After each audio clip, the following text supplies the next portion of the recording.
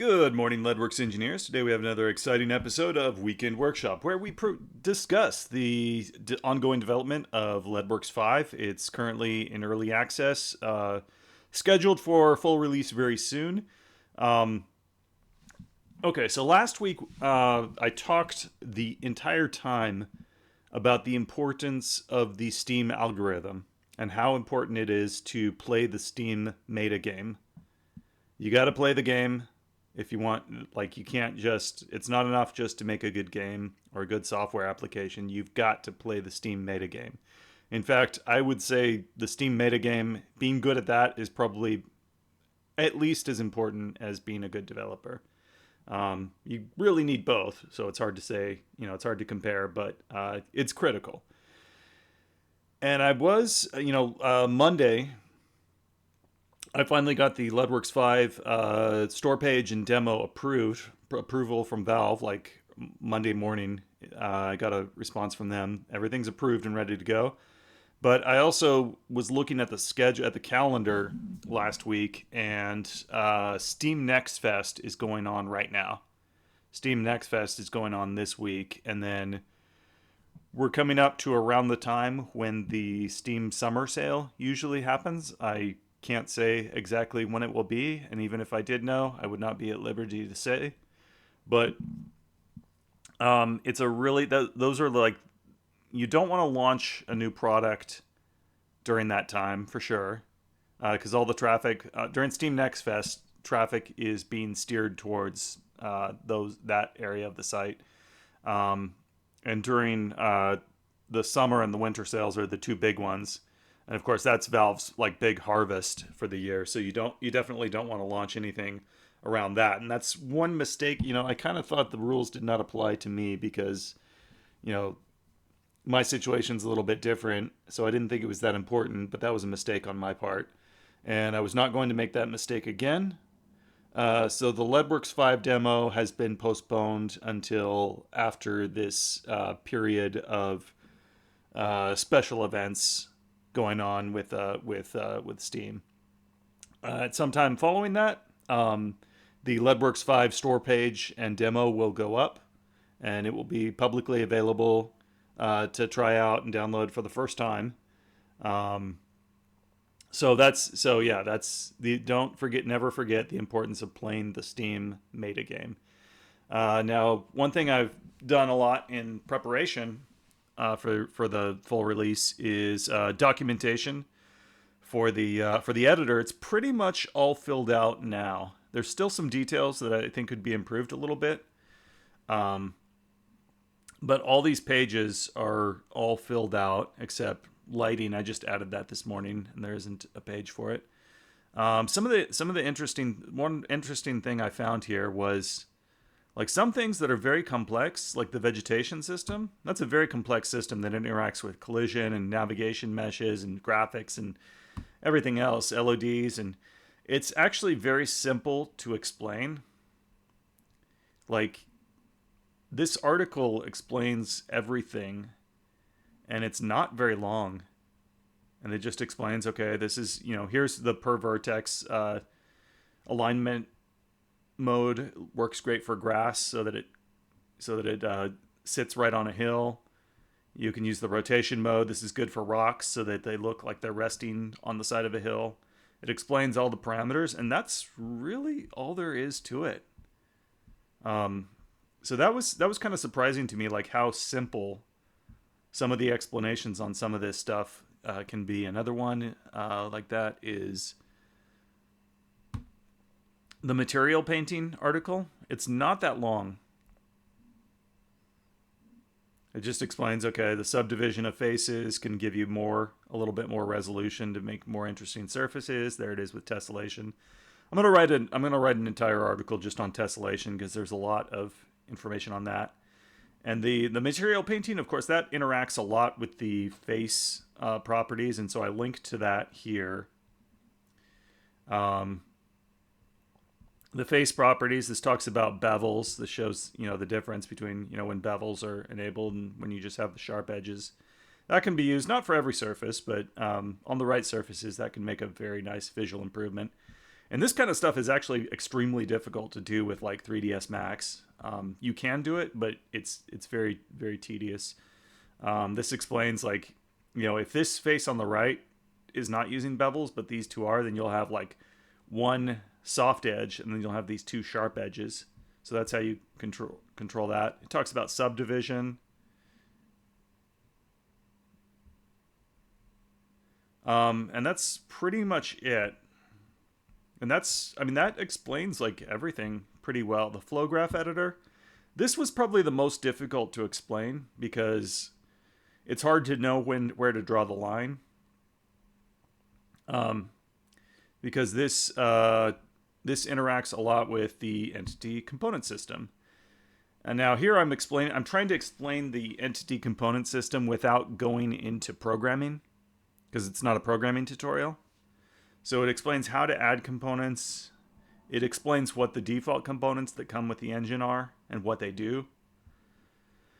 It explains how to create like user created components and how they work, how to expose properties. I'm not 100% happy with this explanation here. But it's sufficient for right now. I think you should go more into depth about with C++, the auto-generated stuff. Like you do a good job with the Lua stuff because nothing is auto-generated, but you kind of just skip that over with C++ projects. If your project uses C++, then the No, new I mean, CPP and H file will be automatically inserted into no, your Visual Studio project.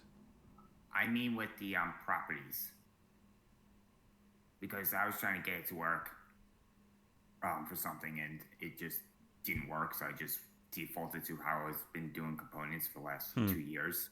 Okay. So, Well, I mean, it's the exact same format for this. You just add a right. comment in the header file after that. I could add, like, I mean, I could just add the same block of code here for C++. Or I could Right. make this so that you switch back and forth. This could be an article that switches back and forth between C++ and Lua. The way I actually did that is the system will, if it detects that the title is all lowercase, then it won't display the little C++ and Lua buttons. If the title of the article has any uppercase letters, then it will display those. That's how I. Okay. That was like a simple way of doing that without making it too complicated. It's very reliable. So if I just, so yeah, I can like here, getting started. You notice it starts with P uppercase programming, Yeah. and so there's two different versions of the article. Oh, so okay. I didn't notice that, but if I did, I would have said, "Oh, that's not very consistent." But Okay. nobody noticed. Yeah. Let's see. Yeah, I just added. I haven't. I'm gonna write an article about lighting. Um, I don't know. I feel like there should be like a crash course that explains things in the order that people want to do things, which would be like create a project, viewport navigation, create a box, apply a material to a box, import a model, add the model to the scene, Again, move use. my first question is, how do I make a box room with a light in it and where I can walk around? Yeah. So I'm just not sure how that should be organized. Like I feel like there should be something, either a single article or a series of articles that's like labeled like crash course. But I'm Right. not, cuz this is all based on like, this is all explaining like every part of the user interface. So that's how it's divided up. It's not really like task based.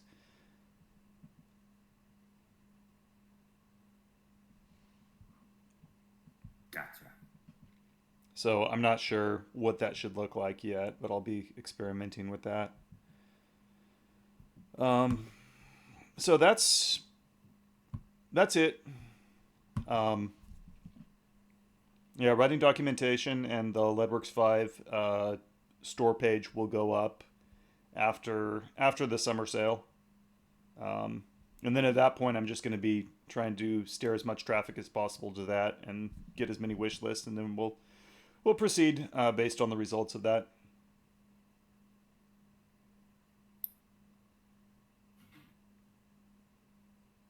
How are you guys doing? I'm, I'm tired, but it's all good. I'm doing fabulous. What kind of coffee did you get? Cold brew. I'm a Ah, plain cold brew guy. an I don't aristocrat. like I don't like cold Yup, coffee. yup. I like anything black. Yeah, I got accustomed to espressos when I was living in Europe. Oh, that must have been nice. Oh yeah, like yeah, like every literally like you go under the street and like a subway station, and it's like there'll be like three little espresso stands, like just crossing the street. I mean, it's literally like literally always got like a small little espresso kiosk, like within like 20 feet of you at all times. It's like how Wow. Starbucks was back in the day. And it's like really really good. They don't have like a lot of big shops. Well, they do have a lot of big shops, but like in like the downtown areas. But like it's super convenient because there's always a drugstore within like 100 feet of you, and there's always like three little espresso shops, and they're like really really good. Most of them are really good espressos. You also have, oh, I miss it. I bet. Jeez.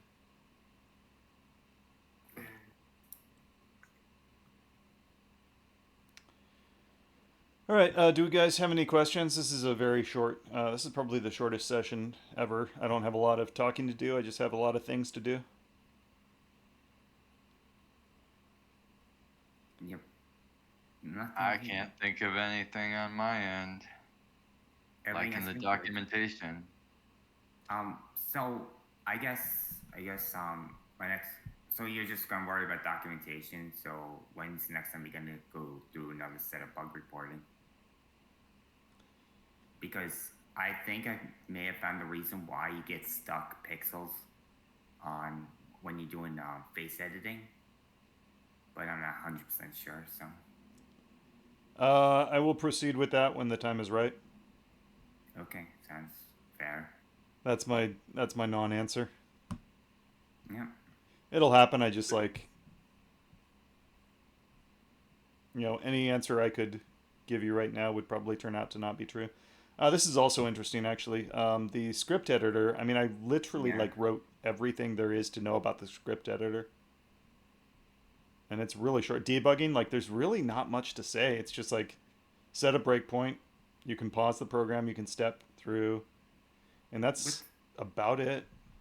Yeah, with the script editor, I mean, it's impressive how like little time you spent on it, and it looks like you spent like months on it. Looks really good.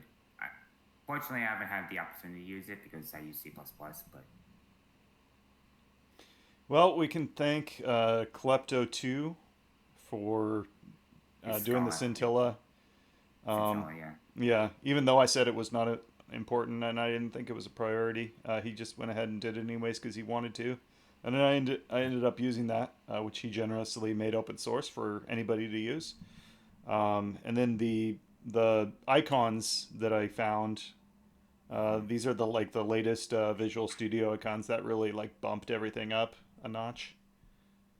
And Right. I added a little bit of extra of my own flair to these. What I did is they already had a dark outline, and I just like took that black outline, and I made it about 50. I made it like 50% black transparency with black with like 50% transparency on every single icon, and so they all have a little bit of an outline around them. And what that does actually, I did that because something I learned in university when studying biology, when studying human vision, um, is that if you have a light area next to a dark area, it makes that contrast will make it pop out more. Hmm. Um, And that's if you've ever seen the optical illusion where you have like a black grid, and there's like you see circles like in between like the grid spaces. That's based on the same principle. And so doing that, I knew that if I had like this outline, around these things like this, when you're, up close, it looks different because, these lines are quite big. But when it's zoomed out and it's a small object, I knew that it would allow you to see things in more detail than what you would be able to see otherwise. And I think you can really tell, like with the scissors here, you're able to see that in more detail than you would if that was just a white icon, which is kind of interesting, I Uh, think. does the little save icon have the black outline on it? Because that one looks slightly different than the other ones. Uh, It looks almost like it's missing the black outline. And that might just be the screenshot. yeah, it's hard to tell. I'd have to look at the SVG. Yeah. And it's also it's also possible this might go all the way out to the. Oh, I don't know. You might be right. 'Cause that just sort of caught my eye that that one might have been missed on the outline. That's I don't It know. looked slightly off to me. But I mean, it could just be the screenshot. I don't know. It's hard to tell, but I'll go back and check. Good eyes. Yeah, you can see it a lot more strongly, like here and here. So maybe you're right. I'm not sure. I'll take another look at that. But yeah, that's basically why it looks so good. And the color scheme is it matches the website exactly. Um, I think I talked for like an hour about colors, like Yeah. a couple months ago. It was like, and that's kind of interesting how that works out because stuff like this is a JPEG, I think, maybe it's a ping, but the because the border color here matches the background exactly, it's kind of funny how that just kind of like morphs into the background. Um, Again, it's not really that important, but just I wanted to have like visual consistency between the website and the application itself. So I do feel like the slight blue tint and everything. I think it does make it look quite good. The colorful icons look both professional and also like kind of playful. So yeah, the whole look and feel of it turned out like pretty much exactly like what I wanted. Couldn't be happier with that.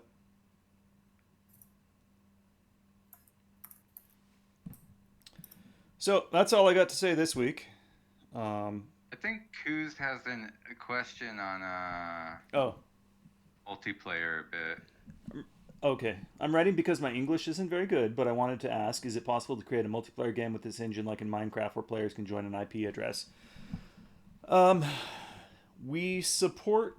We have support for one networking system called ENET, which works in the way that you're thinking, and the reason I implemented that was because that's what the Lua debugger actually uses for the built-in IDE. So the answer to your question is yes, but that's probably not exactly what you want to do. Um, in with modern networks, everybody's behind a router almost always. Usually, I mean, it's very rare for somebody to just have a modem and no router. So they have a router so that multiple devices can join the network. And what that does is the router assigns you an IP address, and the router will block connections from other computers on the network, from like out on the internet for security. It'll just by default it blocks incoming connections, unless you've already. The exception is unless you have you have tried to connect to that computer. So if you try to connect to Google server, the router will then know, okay, I'm not going to block connections from the Google server because that's something it's been whitelisted because I initiated that connection basically. Um, so that presents a problem in that we cannot do like old school networking like we used to with Quake, where you just input an IP address. In order to overcome that, you have to perform a procedure called NAT punch through. A NAT is what is that? Network address translation. Translation or traversal? I think it's translation. Okay, so it's called NAT punch through, and what you have to do is both of those computers have to send some data to each other at the same time, and they can only do that by figuring out what each other's IP address is from a third party from a server. And still, even then, about 15 to 20% of the time, even if you have a working system, NAT punch through will still fail, and you have to fall back on a relay server, which means you have a server set up, and those two things are passing information. And that server passes packets back and forth between the two clients. Okay, there's an easier way to do this, and that's with the built-in Steam peer-to-peer networking system. Of course, this only works on Steam, but it basically, if you set it up right, it works like a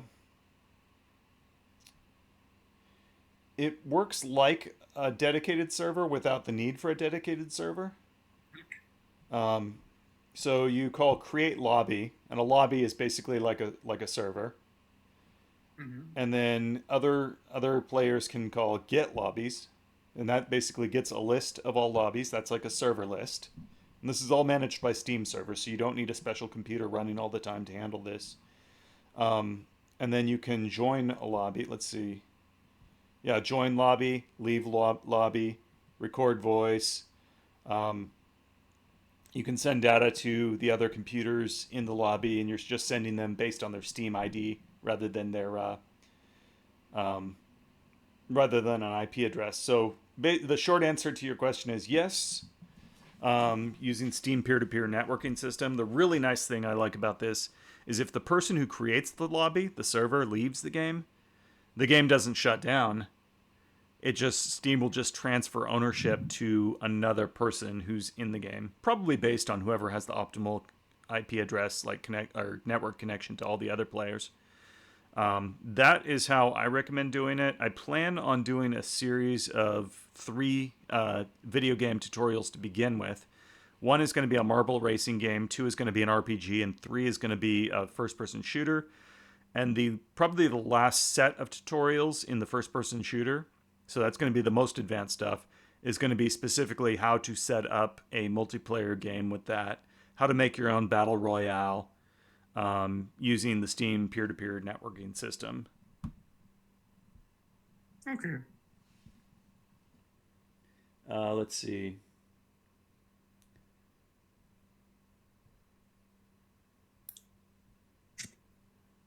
That's my very long answer.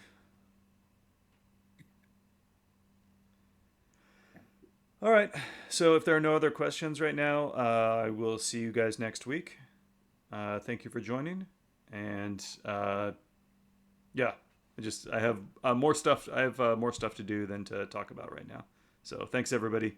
Bye. See you later. Peace.